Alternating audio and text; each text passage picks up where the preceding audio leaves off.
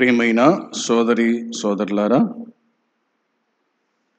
కూడి వచ్చిన మీ అందరికీ ప్రభు పేరట వందనాలు తెలియజేయుచు ఉన్నాను. ఈ దినమున దేవుని వాక్యమైన బైబిల్ నుండి ఆదికాండము 32వ అధ్యాయము, ఆదికాండము 32వ అధ్యాయము 26వ వచనము చదువుకుందాం. ఆయన తెల్లవారుచున్నది గనుక నన్ను పోనిమ్మనగా అతడు, నీవు నన్ను ఆశీర్వదించితేనే గాని నిన్ను పోనీయననెను. దేవుడు ఈ మాటలు దీవించున్నట్లుగా ప్రార్థన చేసుకుందాం. ప్రేమ కలిగిన తండ్రి, పరలోకమందున్న మా దేవ, నీ పరిశుద్ధమైన పాదములకు వందనాలు, స్తోత్రాలు, కృతజ్ఞతాస్తుతులు చెల్లించుచు ఉన్నాను. ఈ దినమున నీ సన్నిధి మాకు అనుగ్రహించినందుకై స్తోత్రాలు. కూడి వచ్చిన నీ బిడ్డలను దీవించి ఆశీర్వదించండి. పాడిన పాటలు దీవించి ఆశీర్వదించండి. చదువుకున్నటువంటి లేఖన భాగమును దీవించి ఆశీర్వదించి మాకివ్వండి. నీ మాటలు మేము విని మేలు క్షేమం పొందునట్లుగా మీ కృప మెండుగా అనుగ్రహించి మీరు దర్శించుమని సహాయము చేయమని యేసుక్రీస్తు పరిశుద్ధమైన నామంలో ప్రార్థించి అడిగి వేడుకుంటున్నాము తండ్రి, ఆమెన్. దేవుని వాక్యమైన బైబిల్ నుండి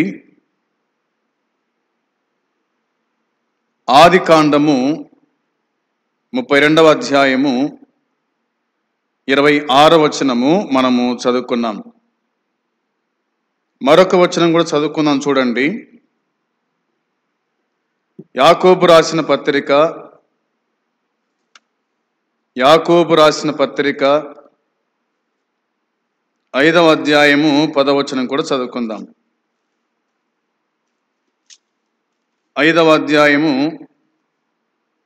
10వ వచనం కూడా మనం చదువుకుందాం.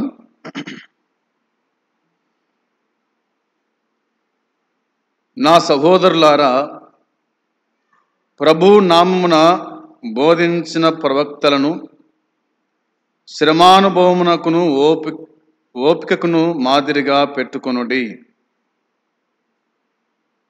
అని దేవుని వాక్యమైన బైబిల్ జ్ఞాపకము చేస్తూ ఉంది. ఈ 2 అధ్యాయాలలో మనకు 2 విషయాలు కనిపిస్తాయి. ఆదికాండం 32వ అధ్యాయము 26వ వచనంలో యాకోబు మనకు కనిపిస్తూ ఉన్నాడు. యాకోబు రాసిన పత్రికలో పూర్వీకులు కనిపిస్తారు. అంటే వారు దేవుని సన్నిధిలో ఎలాగూ శ్రమానుభవం అనుభవించారో వారి గురించి యాకోబు తన పత్రిక రాశాడు. ఈ ఆదికాండములో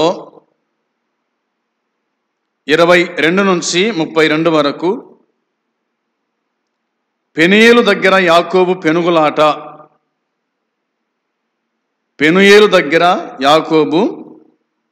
పెనుగులాట. ఎవరితో పెనుగులాడుతూ ఉన్నాడు యాకోబు అంటే దేవునితో అని చూస్తాం. ఆ రాత్రి అతడు లేచి తన 2 భార్యలను, తన 2 దాసీలను, తన 11 మంది పిల్లలను తీసుకొని యబ్బోకు రేవు దాటిపోయినాడంట. యాకోబు వారిని పంపివేసి ఆ ఏరు దాటించి తనకు కలిగిందంతయు పంపివేసి యాకోబు ఒక్కడు మిగిలిపోయెను. ఒక నరుడు తెల్లవారు వరకు అతనితో పెనుగులాడెను అని ఉంది. తన 2 భార్యలను దాసీలను 11 మంది కుమారులను పంపించేశాడు. ముందుగా ఎందుకు పంపాడో ఆ సంగతి మనకు మొదటి నుంచి కనిపిస్తుంది. తన అన్నలైన ఏశావు 400 మందితో తనను ఎదుర్కోవడానికి వస్తున్న సంగతి విని మొదటిగా పనివారిని, పశువులను, తర్వాత వీరిని పంపినట్టుగా మనం చూస్తాం. అన్నకు భయపడి అన్న ఏమైనా చేస్తాడేమో అని భయము కలిగిన వాడై ఉండి వారిని పంపించి వేసిన తర్వాత ఒక్కడు మిగిలిపోయెను అని ఉంది. ఒక్కడు మిగిలిపోయెను. ఒంటరి పోరాటం. అవునా? ఒంటరి పోరాటము అనేది మనకు కనిపిస్తూ ఉంది. ఒక్కడు మిగిలిపోయి ఏం చేశాడంటే, ఒక నరుడు తెల్లవారు వరకు అతనితో పెనుగులాడెను అని ఉంది. ఒక నరుడు అతనితో పెనుగులాడెను అనే మాట వ్రాయబడి ఉంది. యాకోబు పెనుగులాడిన నరుడు యెహోవా దూత కావచ్చు. అవునా? యెహోవా దూత కావచ్చు. ఒక నరుడు అంటే యెహోవా దూత కావచ్చు అని వాక్యం చెబుతుంది. 16వ అధ్యాయం 7వ వచనంలో మనం చూస్తాం. తర్వాత 21వ అధ్యాయము 17వ వచనం మనం చూస్తాం. 22వ అధ్యాయము 11, 31వ అధ్యాయము 11వ వచనములో మనము చూడగలుగుతాం. ఇంకా మనకు స్పష్టంగా అర్థం కావాలంటే ఓషయ గ్రంథం 12:4లో, ఓషయ గ్రంథము 12వ అధ్యాయము 4వ వచనాన్ని మనము గమనించినప్పుడు, అతడు దూతతో పోరాడి జయమొందెను, అతడు కన్నీరు విడిచి అతని బతిమాలెను, బేతేలులో ఆయన అతనికి ప్రత్యక్షమాయెను, అక్కడ ఆయన మనతో మాటలాడెను అని వ్రాయబడి ఉంది. ప్రియమైన వారులారా, అతడు అనగా యాకోబు దూతతో పోరాడినాడంట, పోరాడి జయమొందినాడంట. దూతతో పోరాడి జయమొందినాడా? దూతను ఓడించిన మనగాడు ఏమైనా యాకోబు కాదు కదా. ఒక్క దూత కొన్ని లక్షల మందిని చంపగలదు. అవునా? ఒక దూత కొన్ని లక్షల మందిని చంపగలడు. అయితే ఇక రాయబడిన మాట మనం అర్థం చేసుకుంటే, అతడు దూతతో పోరాడి జయముందెను, అతడు కన్నీరు విడిచి అతని బతిమాలెను అన్నమాట ఉంది కింద. అవునా? పోరాటం అంటే, గెలవడం అంటే కన్నీరు విడిచి దూతను బతిమాలుకున్నాడంట. దూతను బతిమాలుకున్నాడు. ఈ దూత ఎవరో కాదు, ఇలా చెప్పుకోవాలి, యేసుక్రీస్తు ప్రభువే అని. అవునా? పాత నిబంధన కాలంలో దూతగా ఆయన ప్రత్యక్షమైనాడు, మోషేకు ప్రత్యక్షమైనాడు. అవునా? నిర్గమకాండం 3వ అధ్యాయంలో మనం చూస్తాం. పొదలో అతనితో దూత మాట్లాడాను అనే పదాలు మనకు కనిపిస్తాయి. ఆయనే ప్రభువు అయిన యేసుక్రీస్తు. అయితే యాకోబు కన్నీరు విడిచినాడు, అతని బతిమాలుకున్నాడు. ఏమని బతిమాలుకున్నాడు ఇంకా అతను తెలియదు. ఒకవేళ నువ్వు నాకు తోడై ఉంటా అని చెప్పినావు కదా, నన్ను నడిపిస్తా అని చెప్పినావు కదా, నాకు ఏ ఆపద రాకుండా చూస్తానని చెప్పినావు కదా, ఆదికాండం 28వ అధ్యాయంలో. అవునా? మరి ఇప్పుడు నన్ను చంపడానికి నా అన్న 400 మందితో నన్ను ఎదుర్కోవడానికి వస్తున్నాడే, ఇప్పుడు నా పరిస్థితి ఏమిటి? నా పిల్లల పరిస్థితి ఏమిటి? నా భార్యల పరిస్థితి ఏమిటి అని కన్నీరు విడిచాడు. దూతను బతిమాలుకున్నాడంట. బతిమాలుకుని ఇట్లా అన్నాడు, బేతేలులో ఆయన అతనికి ప్రత్యక్షమాయను, అక్కడ ఆయన మనతో మాట్లాడాను అనే సంగతి మనకు దేవుని వాక్యం గుర్తు చేస్తూ ఉంది. సరే, 25వ వచనం మనం జ్ఞాపకం చేసుకుంటే, తాను అతని గెలవకుండా చూచి తొడగూటి మీద అతని కొట్టెను. అప్పుడు అతడు ఆయనతో పెనుగులాడుట వలన యాకోబు తొడగూటు వసిలెను అని వాక్యము చెబుతుంది. ఆయన తెల్లవారుచున్నది కనుక నన్ను పోనిమ్మనగా అతడు అన్నాడు, యాకోబు అంటున్నాడు, నీవు నన్ను ఆశీర్వదిస్తేనే గాని నిన్ను పోనీయను. అయ్యా యాకోబు గారు, తెల్లవారుతుంది, ఇక నన్ను పోని, నేను పోతా, నీ దావ నువ్వు అంటే యాకోబు అంటున్నాడు, కాదు కాదు, నీవు నన్ను ఆశీర్వదించితేనే తప్ప నేను నిన్ను వదిలిపెట్టను, నేను విడిచిపెట్టను అని కన్నీరు విడిచి బతిమాలుకున్నాడని మనం చూస్తాం. ఏం ఆశీర్వాదం కావాలా యాకోబు? నాకు భార్యలు ఉన్నారు, కుమారులు ఉన్నారు, సంపద, ఆస్తి ఉంది, పనివారు ఉన్నారు. అంటే ఇవన్నీ కూడా భూ సంబంధమైన ఆశీర్వాదాలు మాత్రమే. తనకు కావాల్సింది పరసంబంధమైన ఆశీర్వాదం కావాలా. కూడి వచ్చిన మనం కూడా పరసంబంధమైన ఆశీర్వాదం కావాలి, కానీ భూ సంబంధమైన ఆశీర్వాదం మీద మనం ఏమాత్రం కూడా మనసుంచకూడదు అనేది యాకోబును బట్టి మనము నేర్చుకోవచ్చు. 27వ వచనం గుర్తు చేసుకుంటే, ఆయన అన్నాడు, నీ పేరేమని అడుగా అతడు యాకోబు అని చెప్పినాడు. నీ పేరేమని అడిగాడు అంటే తెలియదా దేవునికి? తన పేరు తెలియదా దేవునికి అంటే తెలుసు. తన తండ్రి ఇస్సాకు అడిగాడు, నీ పేరేమిటంటే నా పేరు ఏశావు అన్నాడు. అవునా? తండ్రి కాడ అబద్ధమాడినాడు. నాయనా నీ పేరేమిటంటే నా పేరు ఏశావు, నీ జ్యేష్ఠ కుమారుణ్ణి అన్నాడు. కాబట్టి ఇక్కడ అబద్ధం చెప్పాల్సిన అవసరం లేదు, ఎందుకంటే దేవునితో ఉన్నాడు కాబట్టి. నీ పేరేంటంటే నా పేరు యాకోబు అని చెప్పినాడు. యాకోబు అని చెప్పాడు. అప్పుడు ఆయన అనగా దేవుడు, నీవు దేవునితోనూ మనుషులతోనూ పోరాడి గెలిచితు గనక ఇక మీదట నీ పేరు ఇశ్రాయేలే గాని యాకోబు అనబడదని చెప్పాను. అప్పుడు యాకోబు నీ పేరు దయచేసి తెలుపమనెను. అందుకు ఆయన, నీవు ఎందు నిమిత్తం నా పేరు అడిగేతు అని చెప్పి అక్కడ అతన్ని ఆశీర్వదించెను.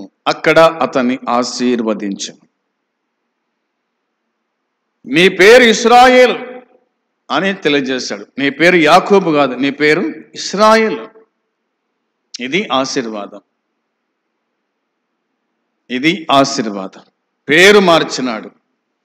యాకోబు అనగా మోసగాడు, ఇశ్రాయేలు అనగా, అవునా, ఇశ్రాయేలు అనగా దేవుని కుమారునిగా.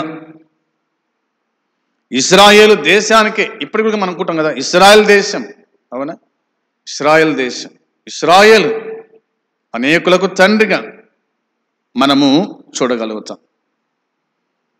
వినండి, ఈ మాట మనము జ్ఞాపకం చేసుకోవాలి. యాకోబును దేవుడు ఇశ్రాయేలుగా మార్చినాడు అంటే దేవునితో పోరాడువాడు అని అర్థం. దేవునితో పోరాడువాడు అని అర్థం. యాకోబు దేవునితో పోరాడినాడు.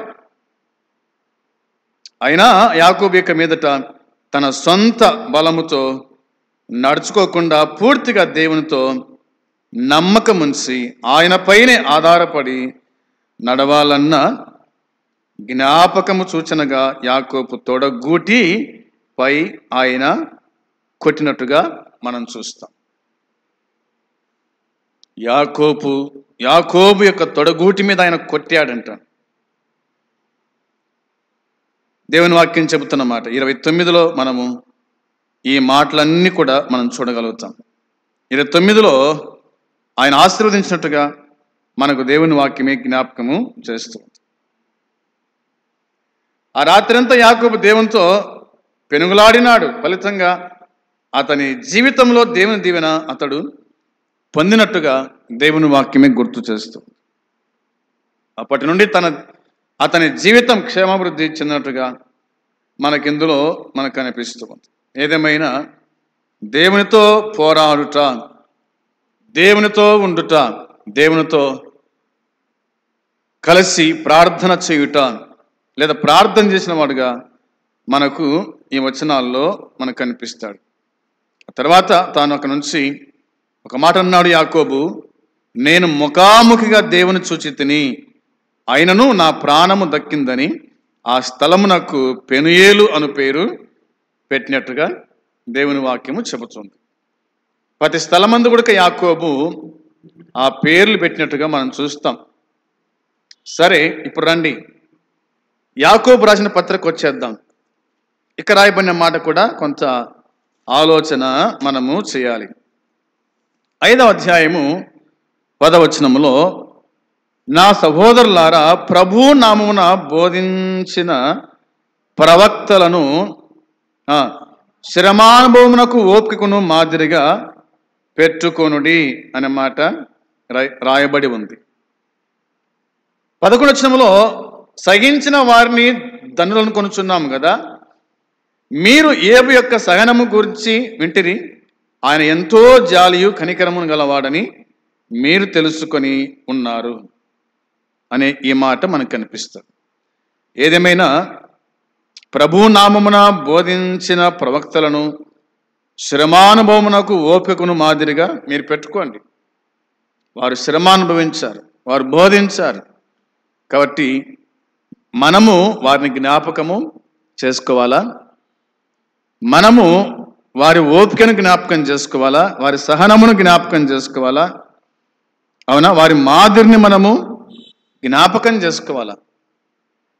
వారు ఏ విధంగా సహించినారో, వారు ఏ విధంగా ఓర్చుకున్నారో, వారు ఏ విధంగా దేవుని సన్నిధిలో వాళ్ళు బలపడినారో, ఇవన్నీ కూడా ఒక్కసారిగా మనము జ్ఞాపకం చేసుకోవాలని దేవుని వాక్యమైన బైబిలు మనకు జ్ఞాపకం చేస్తూ ఉంది. దీన్ని బట్టి ఒక మాట ఆలోచన చేద్దాం. మత్తయి సువార్త 5వ అధ్యాయము వచనము 12లో ఇలాగా రాయబడింది. మత్తయి సువార్త 5వ అధ్యాయము 12వ వచనములో వాక్యం చెబుతున్న మాట చూడండి. సంతోషించి ఆనందించుడి, పరలోకమందు మీ ఫలము అధికమగును. ఇలాగు వారు మీకు పూర్వమందుండిన ప్రవక్తలను హింసించిరి అనే మాట ఉంది. వారు మీకు పూర్వమందున్న ప్రవక్తలను హింసించినారు. మీకు హింస రావడంలో ఆశ్చర్యం ఏముంది? అవునా? మీరు బాధ అనుభవించడంలో ఆశ్చర్యం ఏముంది?